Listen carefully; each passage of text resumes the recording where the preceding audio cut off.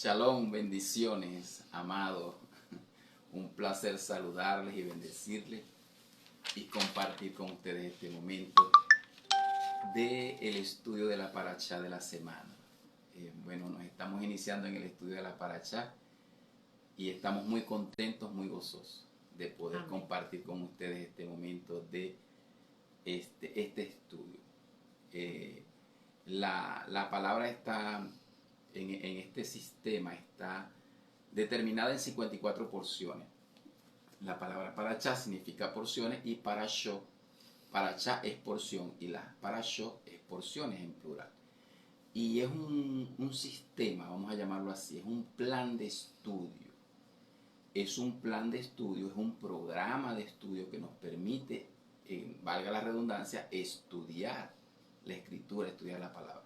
Podemos leer la palabra y la leemos, pero no es lo mismo leerla que estudiarla, porque cuando tenemos el plan de estudio, el programa de estudio de la parashá, nos permite a nosotros ser disciplinados, estar disciplinados en leer las 54 porciones de la parashá como tal, que en este caso, en el día de hoy es cuando salgas, Kitexé, que está basada en Devarim, en Deuteronomio, pero también está la Haftará y también está el Brit Hadashah, el Nuevo Pacto o el Nuevo Testamento, como las personas lo conocen, Pacto Renovado. Hay muchas formas que lo explican y que la gente tiene ese conocimiento. Está dividida en esas tres secciones.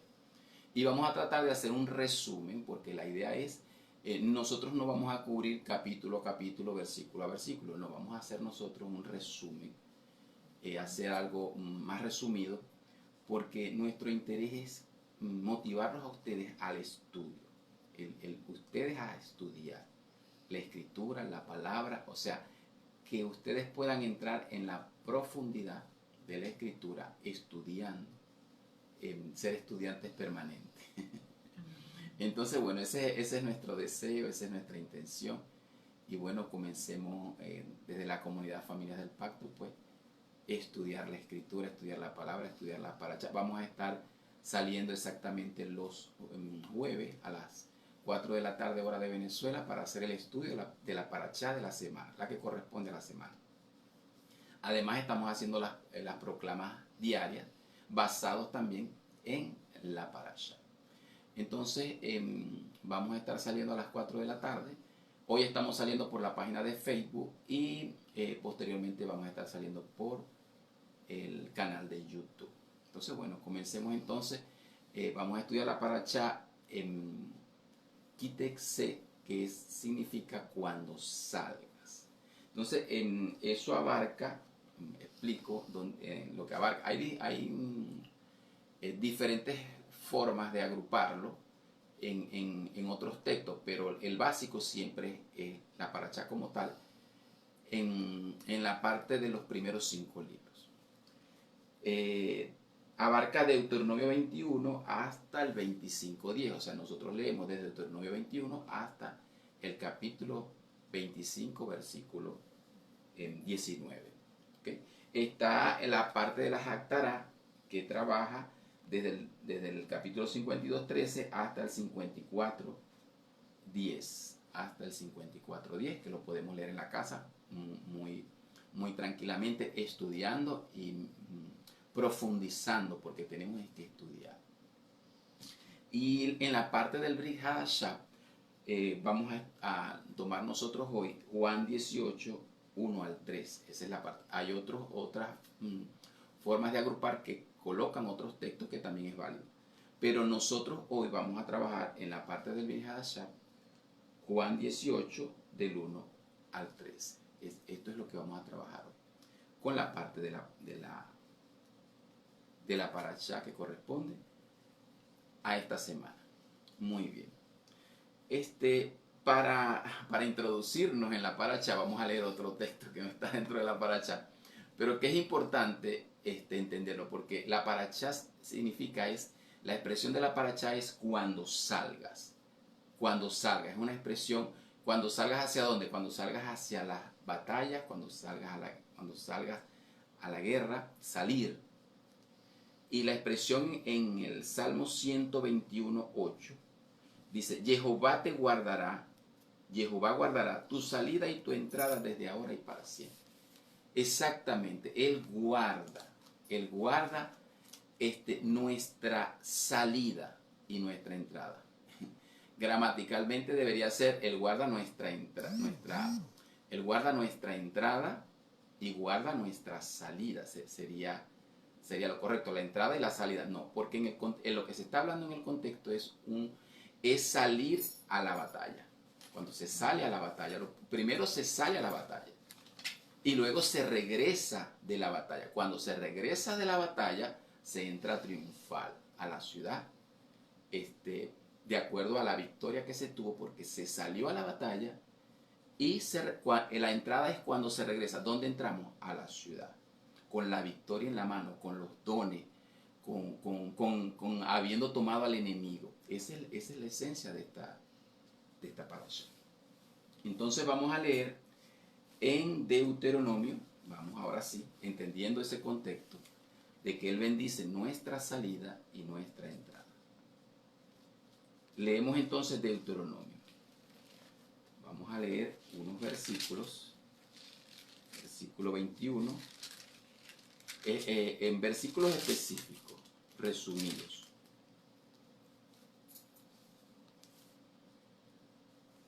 Deuteronomio 21:10.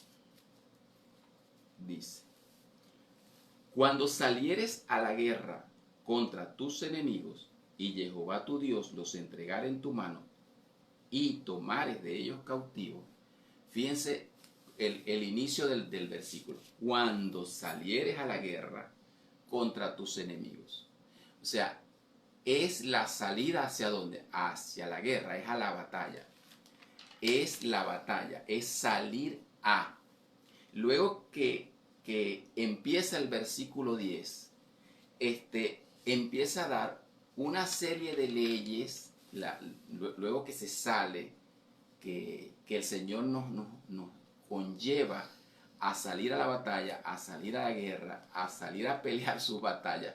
Él empieza a dar todo el capítulo 21, 22, 23, hasta el 25, conlleva muchos muchos mandamientos, muchos principios que están allí.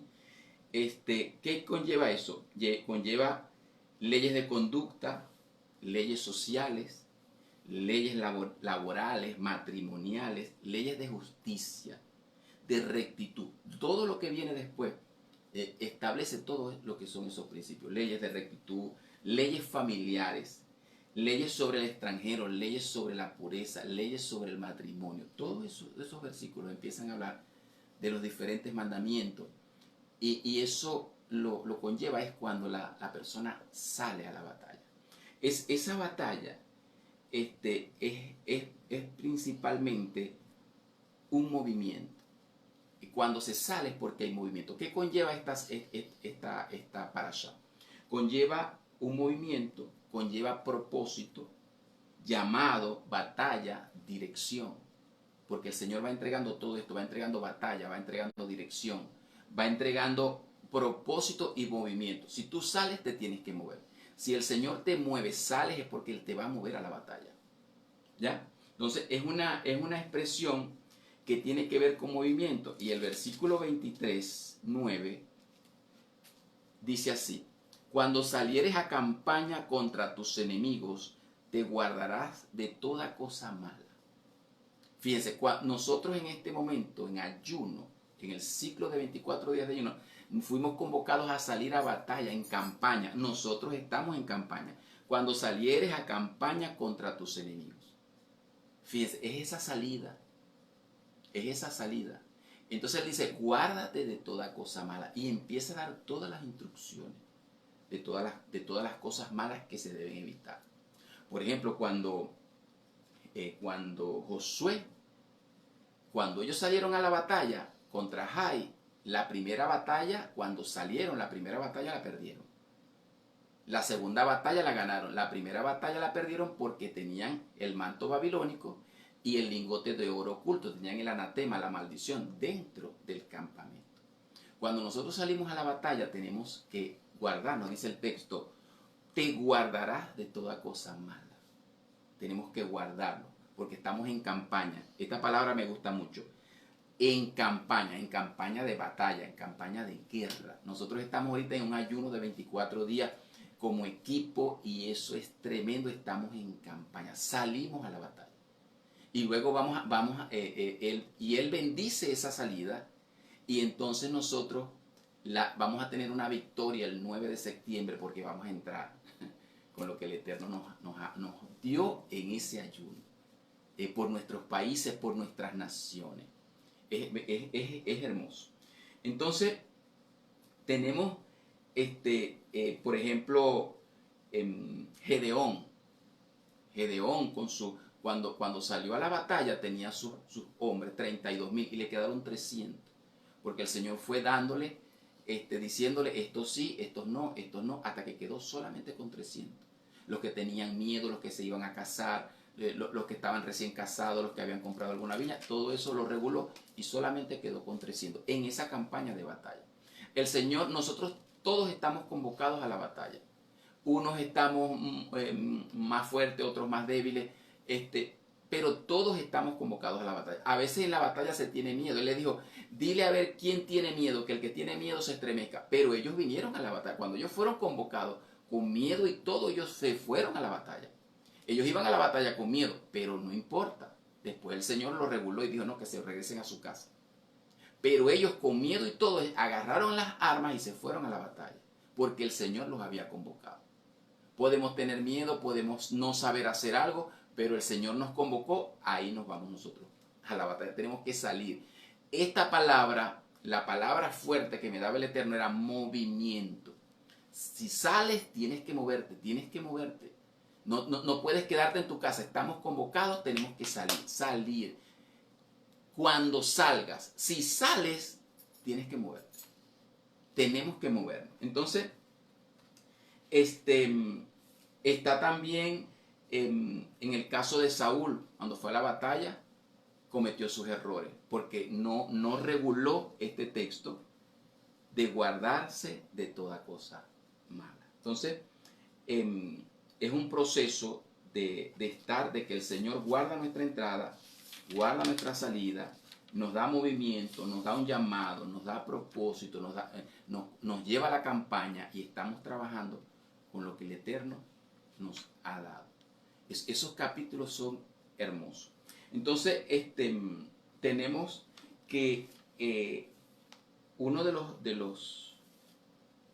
los enemigos dentro de la campaña, él reguló a Amalek. Él le dice, en estos capítulos le dice a Amalek, cuídate de Amalek. Lo que hizo, porque cuando vamos a la batalla, los Amalek vienen contra nosotros por la retaguardia y cuando estamos más cansados. Entonces, cuando salimos, recuérdense que uno de los enemigos estratégicos es Amalek. Y le dijo a los amonitas y a los moabitas, no podrán estar en la congregación, porque ellos trajeron, cuando Israel iba en campaña, ellos trajeron a Balaán. Balaán y Balac se unieron para maldecir al pueblo, y dice que no pudieron maldecirlo porque el Señor lo amaba. El Señor nos ama. Si usted lee todos los capítulos, usted va a entender que el Señor nos ama y no permitió la maldición sobre Israel porque lo amaba. Nos ama. No permite. En campaña, cuando nosotros salimos, no se permite. El Eterno no permite las maldiciones. No permite ir contra nosotros. Y nosotros estamos en campaña. El Señor nos bendice grandemente. Y entender eso nos lleva a entender que Él bendice la salida y Él bendice la entrada en la batalla. Él bendice la salida. Cuando salgas, Él te bendice. Pero esto es una palabra de bendición para aquel que salga y se mueva. Si no sale, el Señor dice, Él bendice tu salida. Para Él, ¿qué va a bendecir? Él siempre nos bendice a todos. Pero hay cosas, hay propósitos, hay llamados, hay movimientos, hay propósitos que Él te dice, hey, sal. Entonces, en ese salir, disculpen aquí, en ese salir, es donde Él te va a bendecir, porque hay cosas de propósitos específicos que Él te va a bendecir. Pero tienes que moverte. Para esa bendición es un tipo de bendición que no es la bendición normal. Él te da provisión, te da alimento, te da ropa, te da calzado. No estoy hablando de eso. Hay una bendición específica que es cuando sales, cuando salgas. Hay un tiempo, cuando es un adverbio de tiempo, cuando salgas. Entonces hay gente que el Señor la está convocando a salir. No te quedes. No te quedes rezagado, no te quedes atrás, no puedes quedarte atrás. Tienes que salir porque en ese salir de ese llamado y de ese propósito hay una bendición. Y cuando entres con la victoria en la mano, entonces Él te bendice. Hay una bendición por la salida y hay una bendición por la entrada de la campaña de batalla que diste. Entonces, no, que nadie se duerma. Que nadie se duerma. Salimos con bendición y entramos con bendición. Entonces, bueno, vamos a ver entonces en el Brit Hadashah, este es en Deuteronomio. Ahora vamos a ver en el Brit Hadashah, y mi esposa va a cubrir la Haftarah, el mayor hombre de batalla, Yeshua. Busquemos Juan, capítulo Juan 18. Para hacer un resumen, la conexión. Juan capítulo 18 dice así, desde el versículo 1. Vamos a leer.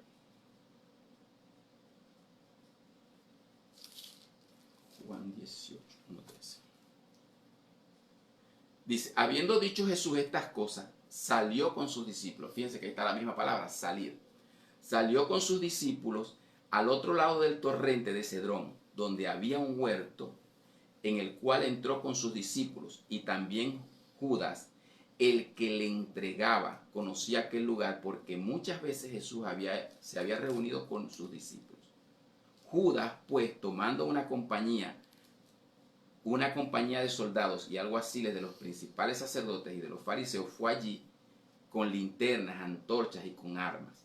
Pero Jesús, sabiendo todas las cosas que le había de sobrevenir, se adelantó y les dijo, ¿a quién buscáis? Y le respondieron, a Jesús Nazareno. Jesús les dijo, yo soy, y estaba también con ellos Judas, el que le entregaba. Cuando les dijo, yo soy, retrocedieron y cayeron a tierra. Imagínese usted. Cuando le dijeron, él dijo, yo soy, entonces retrocedieron. Esa palabra es muy fuerte. Eso es John Haven Hay, yo soy.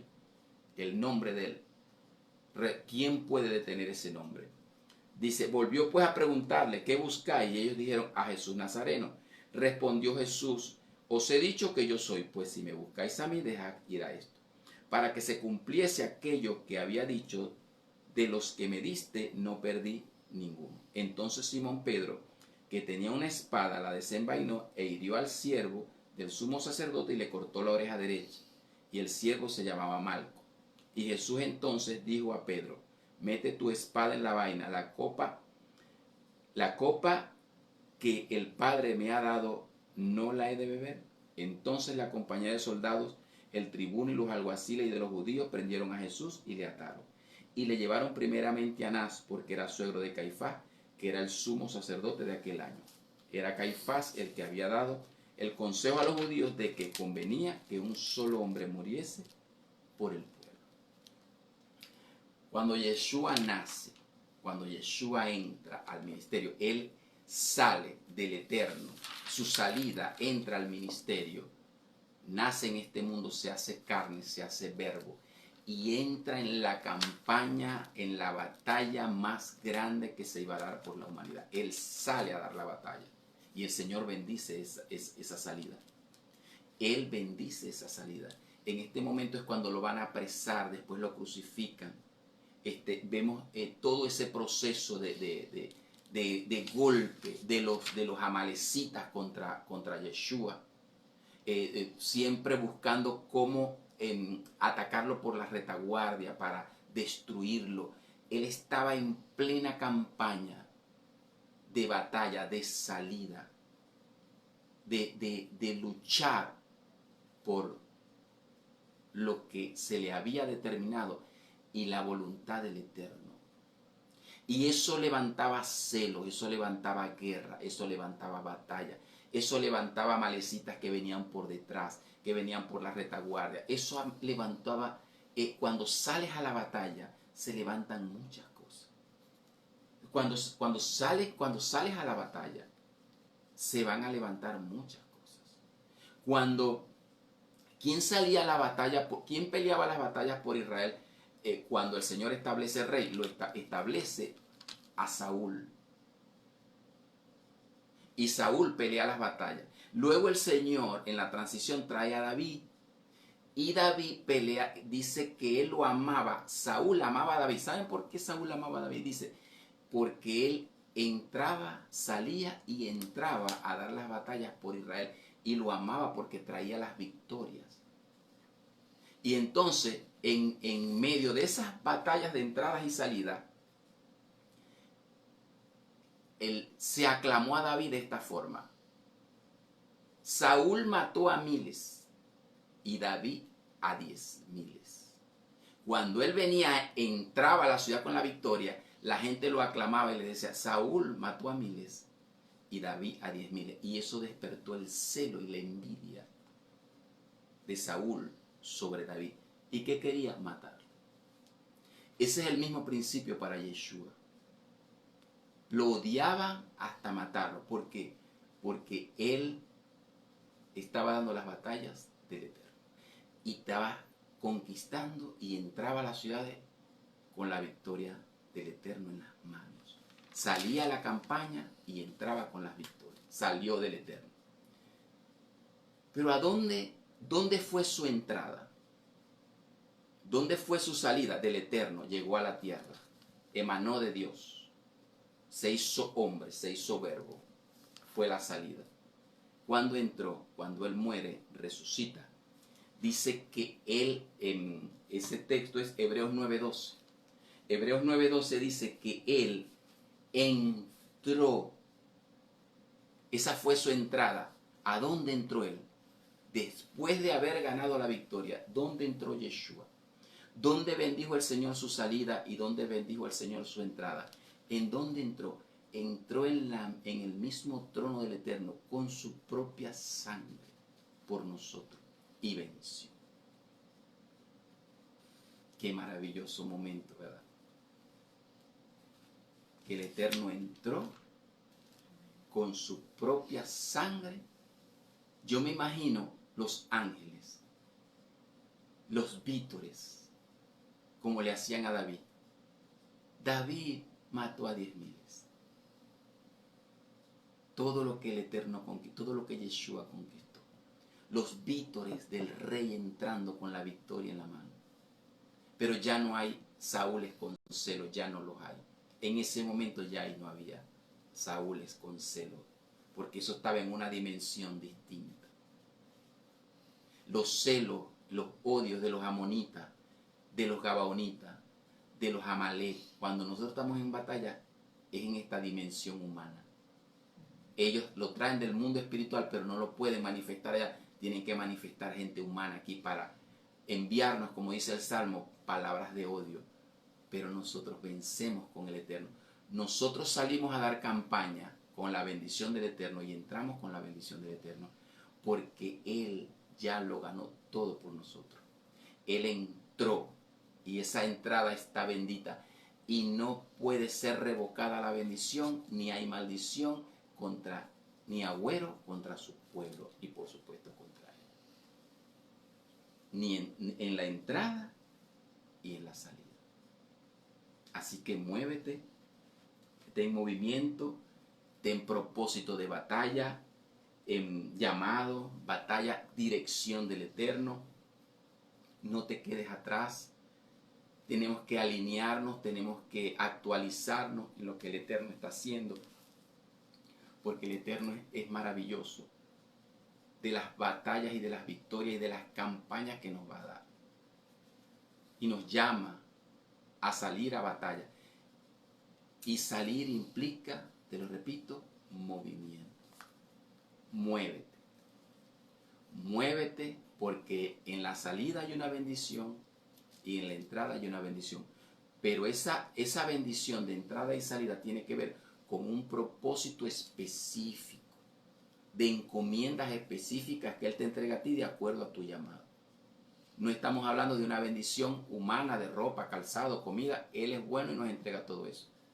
Y Él no te va a dejar morir de hambre ni te va a dejar desnudo, nada de eso. Porque hasta de las aves tiene cuidado. Pero cuando se trata de encomiendas específicas y tú no te mueves, tú no puedes participar de esa bendición. Porque esa bendición es para el que sale a la batalla. La bendición de los 300 de Gedeón fue muy distinta a los que se quedaron atrás. Yo estoy seguro que los 300 de Gedeón tuvieron una bendición muy distinta a los 31.700, si saco mal la cuenta, que se quedaron atrás, porque eran 32.000. Entonces 31.700 quedaron atrás, con bendición y provisión, pero la bendición de los 300 fue muy distinta, porque fueron de acuerdo a un llamado y a una encomienda, a un movimiento y a una dirección específica del Eterno. Eso es esta parasha hermosa. Bueno, mi esposa. Bueno, saludos, bendiciones, buenas tardes, Padre les bendiga y les guarde. Amén. Como mencionó anteriormente mi esposo, la Haftará es la escritura que estudiamos de los profetas. Y en esta parasha, la número 49, corresponde a la Haftará desde Isaías 52, verso 13, al 54, hasta el versículo 10. Sin embargo, por el breve tiempo que tenemos, vamos solamente a tocar Isaías 52 desde el 13 y todo el 53.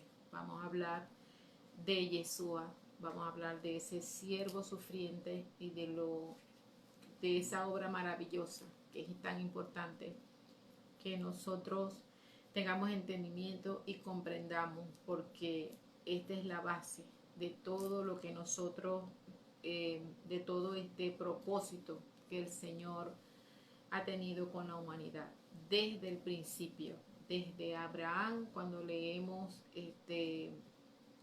todo lo que el Señor le fue entregando a cada uno de estos hombres y de estas mujeres para llegar a nuestros días, porque el propósito del Eterno es salvar la humanidad. Amén. Entonces, vamos a darle comienzo con respecto a Isaías. Vamos a leer hablar un poco acerca del contexto de Isaías.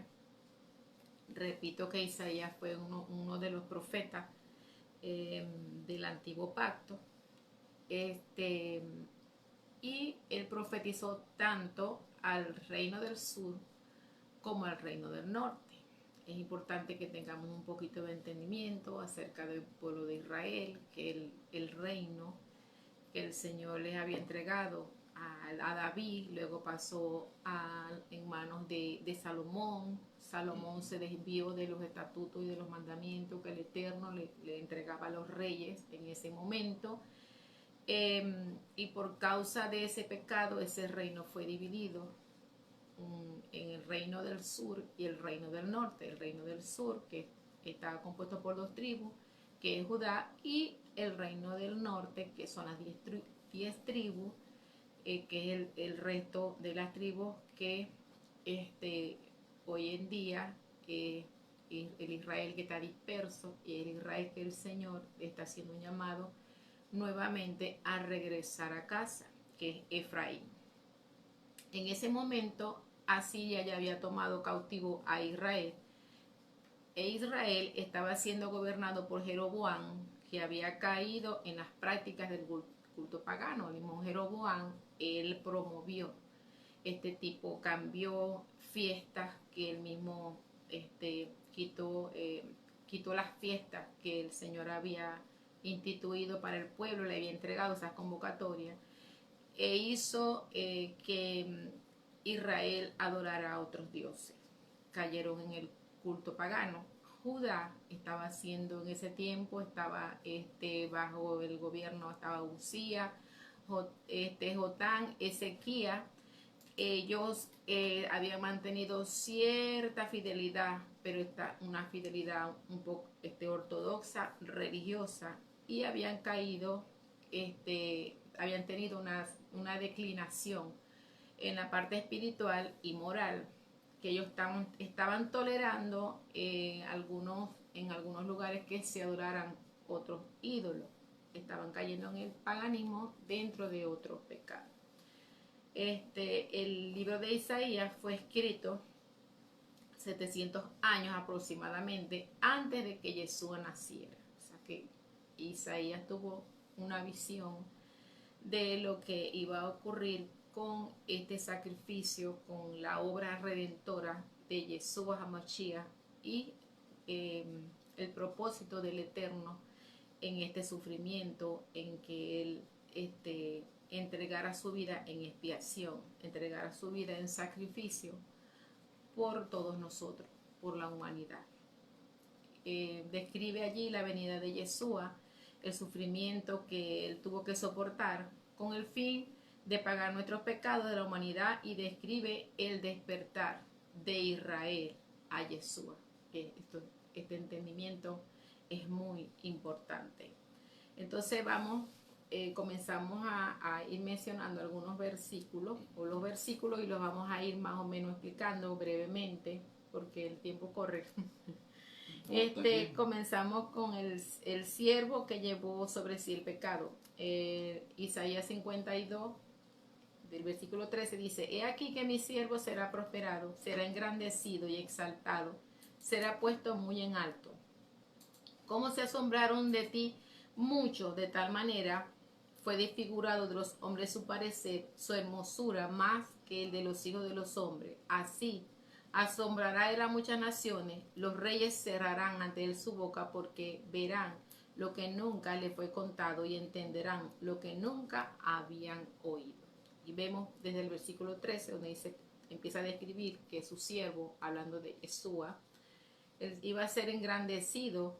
O sea, aquí se observa en este verso como el final de esta obra redentora de Yeshua, donde dice que él iba a ser enaltecido, que una vez culminada esta obra de redención, el lugar de Yeshua es que su nombre iba a ser engrandecido, iba a ser prosperado, iba a ser exaltado. Eso también lo podemos ver en Filipenses 2:9, que no lo vamos ahorita a mencionar, lo pueden buscar en sus casas. Describe también que los contemporáneos, las personas en ese tiempo, dice que se asombraron. Eso fue en su primera venida, cuando él vino a entregar su vida por la humanidad. Dice que se asombraron de ti muchos, de tal manera que fue desfigurado de los hombres su parecer.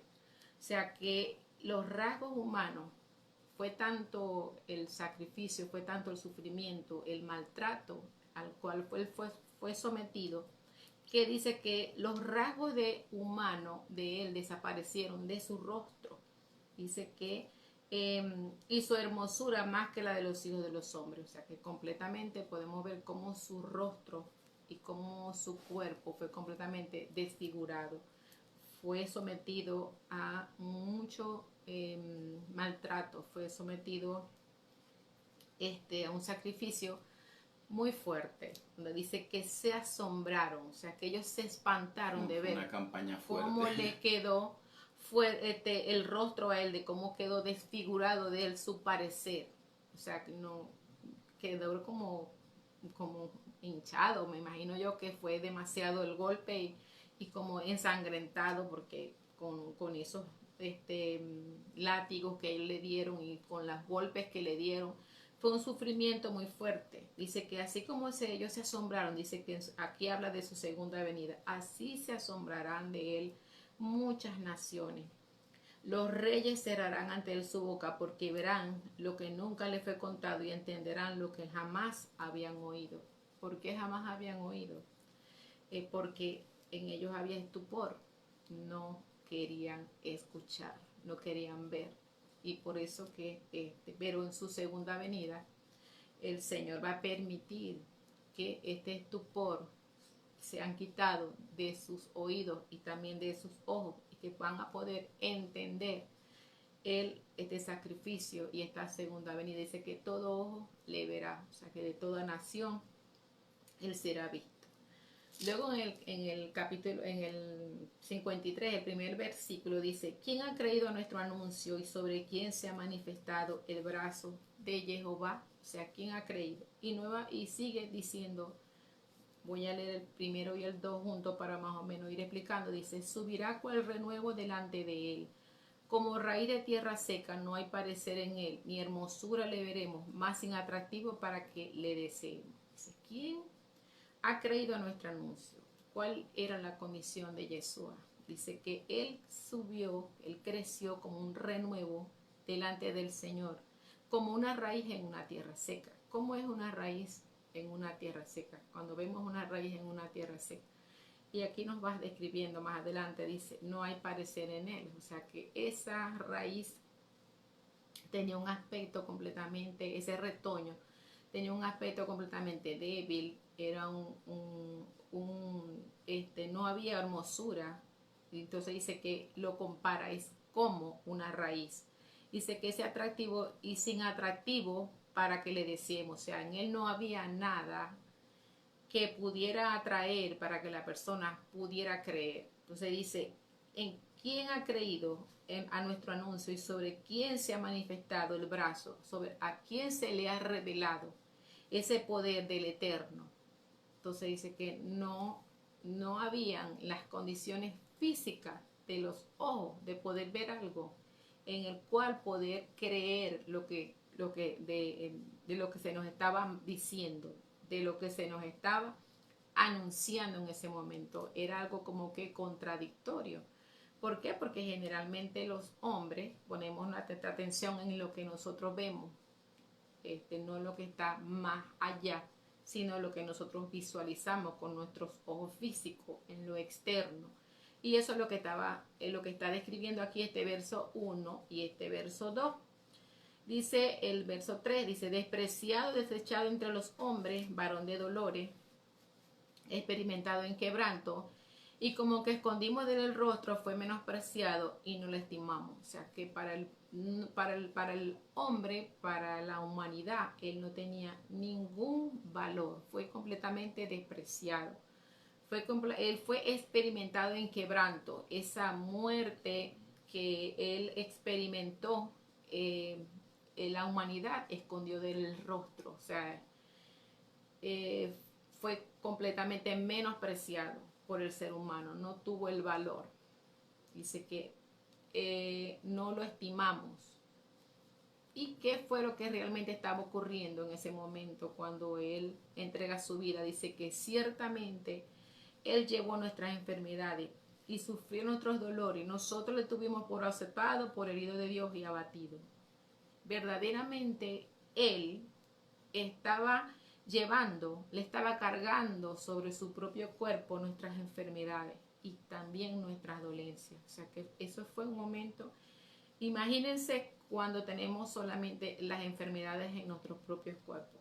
Una enfermedad, dos enfermedades que a veces no nos molesta, los síntomas que puedan haber en nuestro cuerpo, que nos da dolor de cabeza, que nos duelen todos los músculos, que nos duele por aquí, que tenemos inflamado esto, lo otro, nos causa una incomodidad y una molestia. Y es el del cuerpo de nosotros solamente. Podemos ver un ejemplo de cuando todos padecimos, o los que padecimos la enfermedad del COVID. Este virus fue fuerte, todo lo que aconteció. Ahora imaginémonos nosotros, que dice que él llevó todas nuestras enfermedades y sufrió todos nuestros dolores. O sea, qué condición el cuerpo de Mashiach, cómo fue que él pudo experimentar todo este dolor. Dice que él estaba llevando sobre su propio cuerpo el pecado de todos nosotros y todas nuestras enfermedades y todos nuestros dolores. ¿Y qué ocurrió con respecto a la posición del hombre? ¿Qué fue lo que la humanidad pensó? Dice que se creyó de que él estaba teniendo lo que él se merecía. O sea, que él fue juzgado como un pecador, como que si él se merecía, que el Señor, que el Eterno permitiera en su vida lo que estaba ocurriendo porque él lo merecía. Y sin embargo, que dice que ciertamente él llevó nuestras enfermedades, dice que por sus llagas, mas él herido fue por nuestras rebeliones, molido por nuestros pecados. El castigo de nuestra paz fue sobre él, y por sus llagas fuimos nosotros curados. Aquí, estos dos textos están muy relacionados. Dice que el herido fue cuando él fue herido, cuando él fue castigado, cuando él fue puesto en esa cruz, cuando él fue de esa manera maltratado. Dice que él fue molido, él fue herido por nuestras rebeliones, porque fuimos nosotros los que nos rebelamos en contra del Eterno. Fuimos nosotros los que le hemos dado la espalda o le dimos la espalda al Eterno. Vemos estos dos pueblos, como los mencioné anteriormente, Judá e Israel, que estaban viviendo una vida de idolatría, que eso lo hemos hablado anteriormente en otras transmisiones, lo que es el pecado que contamina a la tierra y los pecados que van, todo esto va en contra de los mandamientos y de las ordenanzas que el Señor nos ha dado en su palabra. Dice que él fue molido por nuestro pecado, o sea que literalmente su cuerpo fue molido, fue completamente desgarrado por nuestros pecados. Dice, el castigo de nuestra paz, o sea, para que nosotros pudiéramos tener paz en este tiempo, cuando nosotros tenemos a Yeshua como Señor y como Salvador, el Shalom, para que nosotros, dice que fue sobre él, y por su llaga nosotros fuimos sanados. O sea que allí hubo una obra redentora, no solamente del pecado, no solamente de la rebelión, sino que también de las enfermedades. O sea que cuando nosotros tomamos para nosotros esta palabra, cuando nosotros creemos esta palabra, cuando nosotros proclamamos y caminamos en esta obra redentora que Yeshua hizo en la cruz del Calvario, nosotros poder echar fuera de nuestras vidas toda enfermedad, podemos echar fuera de nosotros también, caminar también fuera del pecado con su ayuda, proclamando lo que el Eterno y conquistando a través de la proclama y a través de caminar en una vida de rectitud delante del Eterno. Podemos caminar en sanidad divina y podemos caminar en salud divina y en sanidad divina. Amén. Con la ayuda de su palabra. Amén. Con la ayuda de creer y proclamar. Dice que amén, todos nosotros nos descarriamos como ovejas. Cada cual se apartó por su camino, mas Jehová cargó en él el pecado de todos nosotros.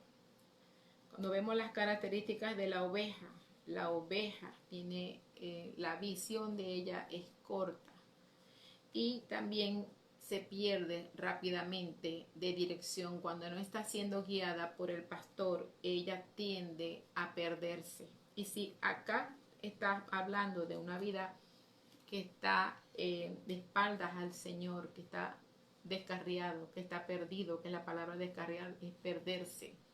Estamos caminando la humanidad sin la dirección de el Eterno, que es el pastor, es el que guía las vidas. Dice que cuando nosotros caminamos extraviados, lo que estábamos caminando extraviados del Eterno, lo que estábamos caminando perdidos, lo que estábamos caminando en otra dirección del Eterno, éramos nosotros. Lo que estábamos caminando en el pecado somos nosotros, la humanidad. Dice, más Jehová cargó en el pecado de todos nosotros. O sea que a pesar que los descarriados, los que estábamos extraviados, perdidos, es la humanidad, nosotros, sin embargo, Jehová cargó en el pecado de todos nosotros. Dice que angustiado era y afligido no abrió su boca, como cordero fue llevado al matadero, y como oveja delante de sus trasquiladores enmudeció y no abrió su boca. Vemos este proceso en él. Él fue angustiado, sintió angustia, él sintió aflicción. Aún antes de ir a la muerte, no vemos en el Getsemaní, vemos que él fue angustiado en gran manera porque él sabía por el proceso que él iba a pasar de entregar y derramar su vida, derramar su sangre por la humanidad. Él sabía que no era cualquier cosa por la que él iba a pasar. Sin embargo, él fue obediente al Señor y él fue angustiado, él fue afligido y dice que él no abrió su boca.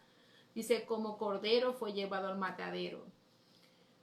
Un cordero cuando está pasando por un dolor, cuando está teniendo se te siente enfermo, dice que no emite ningún ruido, no se queja, no como otros animales que chillan, que gritan cuando tienen una enfermedad o un dolor. Dice que el cordero no se queja, dice que se quedó, o sea, él se sujetó en ese momento, él no abrió su boca. Y de esa forma dice que él fue llevado al matadero y como oveja delante de sus trasquiladores, dice, enmudeció, no abrió su boca. Él todo el tiempo estuvo callado ante las humillaciones, ante el maltrato, ante el golpe, ante los insultos, ante todo lo que él pasó en esa cruz. Dice que él no abrió su boca. Dice que por cárcel y por juicio fue quitado, y su generación, ¿quién la contará? Porque fue cortado de la tierra de los vivientes, y por la rebelión de mi pueblo fue herido, dice. Y se dispuso con los impíos su sepultura, mas con los ricos fue la muerte, porque nunca hizo maldad, ni hubo engaño en su boca. Él fue llevado a juicio injustamente, porque él era inocente. Dice que su generación, ¿quién la contará? Porque él iba a ver fruto después de esta aflicción, después de esta muerte.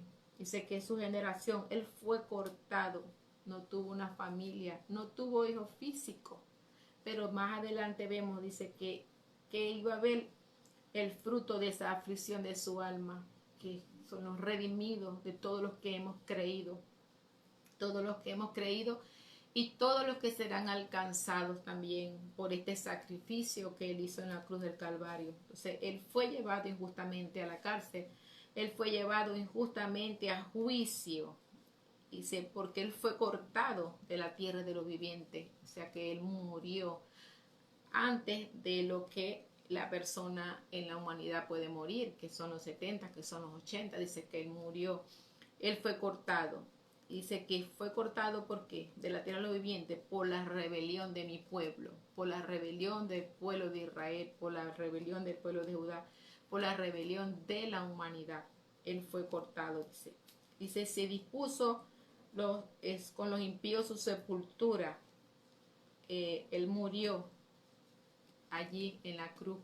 Vemos que 2 personas murieron con él, pero que realmente ellos habían cometido delito y que su sepultura, él fue sepultado, se le dio una muerte digna porque él fue sepultado en la tumba de José de Arimatea, que fue quien lo pidió a él para luego sepultar. Esa muerte a él se le dio una muerte digna al Eterno. Dice que con todo esto Jehová quiso quebrantarlo, sujetándole a padecimiento.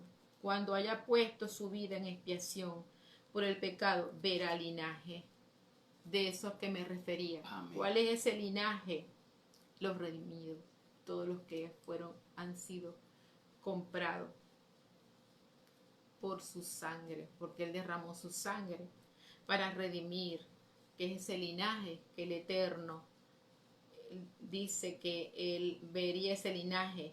Dice, vivirá por largos días y la voluntad de Jehová será en él prosperada. Será visto esa mano del Eterno, porque la humanidad va a volverse, va a retornar a él, su pueblo retornará a él, el Efraín retornará a él, que es el pueblo de Israel que fue disperso por diferentes naciones y se mezclaron con la cultura pagana que habían en todas esas naciones. Este pueblo todo se volverá nuevamente al Eterno y se verá el fruto de la aflicción de su alma, y su alma, dice, quedará satisfecho con su conocimiento, justificará a mi siervo justo a muchos y llevará las iniquidades de ellos, por el conocimiento de Yeshua. Por eso que a través de esta transmisión nosotros damos a conocer este sacrificio de Yeshua en la cruz del Calvario, porque al conocer esta muerte, al conocer esta crucifixión, este derramado de la sangre de Yeshua, este conocimiento, dice que de su siervo de Yeshua, dice que esto hará que muchos sean justificados, esto hará que muchos sean vueltos al Eterno, hará que muchos sus corazones sean tocados y puedan entender este sacrificio que Yeshua hizo, donde Él tomó el lugar de la humanidad, el que nos correspondía a nosotros por nuestros pecados, por nuestras rebeliones, por andar en nuestros propios caminos, por andar en una vida de espaldas completamente a Él. Él tomó el lugar de nosotros. Dice que, por tanto, yo le daré parte con los grandes y con los fuertes repartirá despojo, por cuanto derramó su vida hasta la muerte. Y fue contado con los pecadores, habiendo él llevado el pecado de muchos y orado por los transgresores. Allí en la cruz vimos cuando él oraba y decía que los perdonara porque no sabían lo que ellos estaban haciendo. Y la recompensa que el Señor dice que Él dice, por tanto le daré parte con los grandes y con los fuertes repartirá despojos, por cuanto derramó su vida hasta la muerte. La recompensa del Eterno, del sacrificio Amén. que Yeshua HaMashiach hizo en la cruz, será recompensado. Él se le han entregado despojos, dice que será puesto con los grandes, será enaltecido, Amén. como Amén. leímos al Amén. principio. Dice que habiendo llevado el pecado, Él fue el que llevó el pecado. Y llevando el pecado, oró por la humanidad, oró por nosotros. Entonces le damos gracias al Eterno por esta palabra tan hermosa. Amén. Que nos lleva a nosotros a tener el conocimiento y a reconocer esta obra tan hermosa, esta redención de cómo Jesús HaMashiach derramó su vida, derramó su sangre por toda la humanidad. Entonces hacemos un llamado a todas aquellas personas que aún todavía no han dado el paso de conocer a Yeshua como Señor y como Salvador, de confesar a Yeshua y de reconocer y dar un giro a su vida, de caminar sus propios caminos, de andar, como dice la palabra, descarriado y apartado de los caminos del Eterno y volvernos a hacer el techubá y volver de todo corazón y volvernos a retornarnos a Él, retornar nuestros corazones a su Torah, a su palabra y a reconocer este sacrificio que Jesús ha hecho en la cruz, que hizo en la cruz, que derramó su sangre por todos nosotros. Amén. Amén, amén. Hermosa palabra. Hagamos teshuva, que dice la palabra que Él es amplio en perdonar. Amén. Él es perdón, Él es amor. Amén. Y bueno, por eso estamos estudiando las parashá, la porción de la semana y las parashot en las 54 porciones para estudiarlo durante todo el año, para disciplinarnos, para estudiar. No leamos la Biblia o la Torah o la Escritura esporádicamente cuando queremos, no. Tiene que hacerse un plan de estudio para ser disciplinado. Porque una de las cosas que nosotros hacemos es que hoy podemos hacer algo y mañana no. Entonces no, esto requiere disciplina. El estudio de la Escritura, no la lectura, el estudio de la Escritura requiere disciplina. No es solo leer, es estudiar. Y por eso es un plan que nos funciona para estudiar durante todo el año la Escritura. Y por supuesto vamos más allá. Podemos ir más allá de la porción. Por supuesto que sí. A los que nos gusta estudiar la Escritura, la porción se queda pequeña. La parashá se queda pequeña porque tenemos que estudiar y estudiar más y más. Bueno, nos despedimos con el placer de haberles bendecido con la palabra, esperando Amén. que la palabra les haya bendecido grandemente, con mucho amor, con mucho cariño. El pastor Eber Rivero, mi esposa Zulay. Que esta palabra sea rociada sobre su vida para amén. que tenga la limpieza de sus corazones. Amén. Y que a través de esta palabra que puedan limpiar sus vidas y el corazón el corazón de ustedes sea completamente transformado por el Eterno. Amén. Se ha quitado todo corazón de piedra. Amén. Y se ha colocado un corazón de carne. Amén. Y también se ha dado un espíritu nuevo. Amén. Y el espíritu de Jehová sea derramado sobre sus corazones, sobre sus espíritus. en el nombre Amén. de Yeshua. Amén. Bueno, los esperamos todos los jueves a las 4 de la tarde. No solamente nosotros, sino todo un equipo de trabajo. Van a estar diferentes pastores y la profeta Zoraida Soto también está en el equipo. Lo que pasa es que hoy no pudimos salir con ella por problemas técnicos, pero la semana que viene sí vamos a estar la profeta Zoraida junto a otro equipo también. Y es un equipo de trabajo, no solamente somos nosotros, sino un equipo de trabajo que va a estar llevándole las parachas cada jueves a esta hora, 4 de la tarde, hora de Venezuela. Bueno, saludo a todos los amigos. Tengo por allí un José Madera. Saludos, bendiciones por enviarnos un abrazo. Igual le enviamos un abrazo fuerte que está en Bogotá, Colombia. Saludos, bendiciones. Saludos. José, bueno, te esperamos por aquí todos los jueves, 4 de la tarde, hora de Venezuela. Shalom, bendiciones.